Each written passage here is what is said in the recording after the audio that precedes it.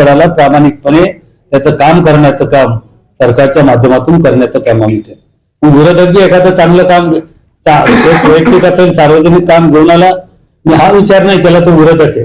त्याचा फायदा किती लोकांना त्या कामापासून होतोय. एका माणूस जर काम घेऊन आलं तर 10 लोकांचा फायदा होत असेल तर 10 लोकांच्या फायद्याचा विचार करून जरी विरोधक सांगित असला तरी तो आपण त्या माणसाचं काम करण्याचा प्रयत्न केला. या सर्व गोष्टी आणि कधी आम्ही या मतदारसंघामध्ये आम्हाला विरोधकच कोणी वाटत नव्हतं. कुठलाही माणूस आल्यानंतर काँग्रेस असो राष्ट्रवादी असो कुठल्याही पक्षाचा माणूस आला काम घेऊन आला त्याला आपल्या माणसासारखं आपल्या पक्षासारखं त्याला ट्रीट करून त्यांना त्याचा सन्मान ठेवून काम करण्याचा प्रयत्न केला.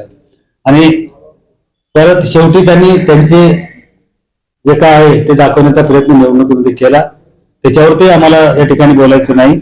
म्हणून आजच्या पत्रकार परिषदेच्या निमित्तानं मी सर्व जनतेलाही कार्यकर्त्यालाही आवाहन करेल की आपण हताश निराश न होता, सत्ता आपली आहे, मुख्यमंत्री आपले बसले, उपमुख्यमंत्री आपले होणार आहेत आणि राज्यात सत्ताही आपली आहे. सत्तेच्या माध्यमातून बरेच कामं आपल्याला भविष्यामध्ये या ठिकाणी करावं लागणार आहेत आणि आपण करत राहू.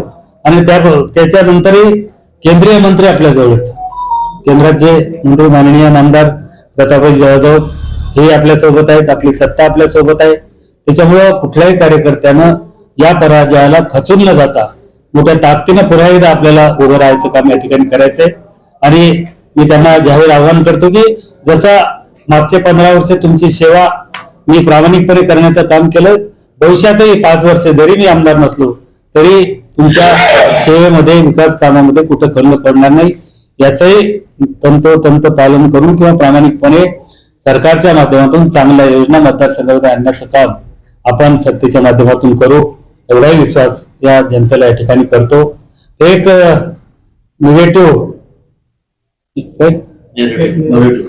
नेरेटिव्ह ज्यांनी मतदारसंघामध्ये फैलवला, काही चुकीचे अपप्रचार केले गेले, कुटुंबावरती आले, भ्रष्टाचाराचे आरोप केले. तर ज्यांनी भ्रष्टाचाराच्या माध्यमातून करोडो रुपये कमवले, आता घरी एमआरईजेच्या कामावर तोच सांगतोय आम्ही एमआरईजेच्या कामावर जाणारे आमचे परिवार जात होता.